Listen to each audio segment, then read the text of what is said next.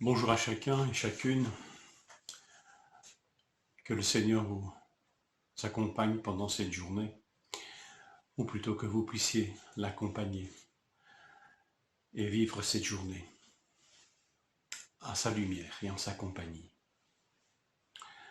2 Corinthiens 5,10.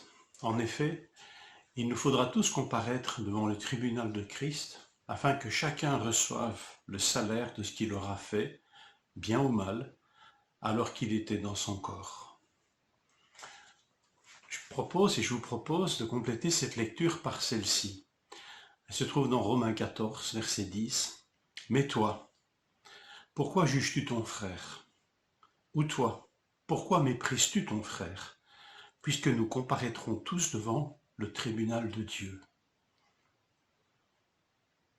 Un seul est juge, c'est Dieu.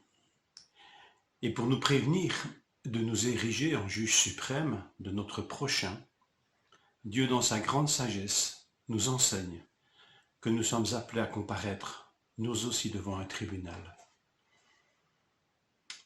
Qui suis-je pour juger? Moi qui suis appelé à comparaître. Comment Jésus peut-il être mon juge? Lui qui n'est qu'amour, miséricorde, lui qui est mon avocat, mon défenseur, mon consolateur, mon sauveur. Comment serait-il mon juge? Voilà une révélation de Jésus qui nous déplaît fortement, et pourtant elle est tellement riche et tellement utile à notre vie de foi. Le texte de Romains 14 souligne bien l'enjeu d'une telle révélation. Le fait de devoir comparaître devant le tribunal de Dieu, soit dit en passant, tribunal de Dieu dans Romains 14, tribunal de Christ dans 2 Corinthiens 5,10. Tirez-en les conclusions que vous pouvez. Jésus est Dieu.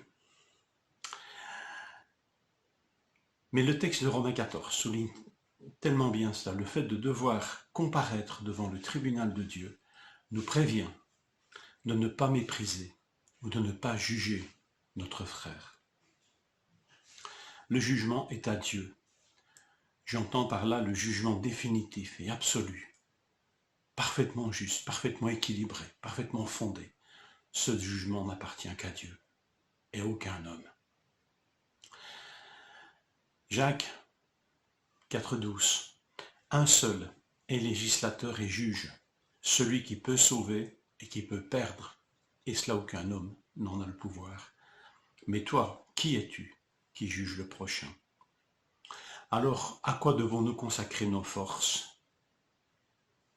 2 Corinthiens 5,9, qui précède le verset que je vous ai lu tout au début de cette méditation.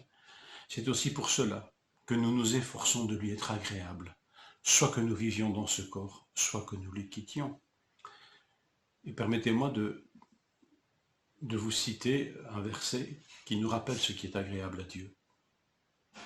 Ça se trouve, et je reviens encore dans l'épître de Jacques, au chapitre 4 et verset 11. Ne parlez point mal les uns les autres, frères. Celui qui parle mal d'un frère et qui juge son frère, parle mal de la loi et juge la loi. Or, si tu juges la loi, tu n'en es pas observateur, mais tu en es juge. Quand nous jugeons de ce jugement, nous prenons la place de Dieu. Vous vous rendez compte que c'est grave? Nous qui devons comparaître devant son tribunal. En tous les cas, cette exhortation de ne pas parler mal les uns des autres, voilà, certainement, une des choses qui est agréable au Seigneur et qui mérite tous nos efforts, éclairés par cette révélation. Je suis appelé à comparaître devant le tribunal de Christ. Frères et sœurs, que cette méditation nous donne sagesse et équilibre dans notre foi. Bonne journée.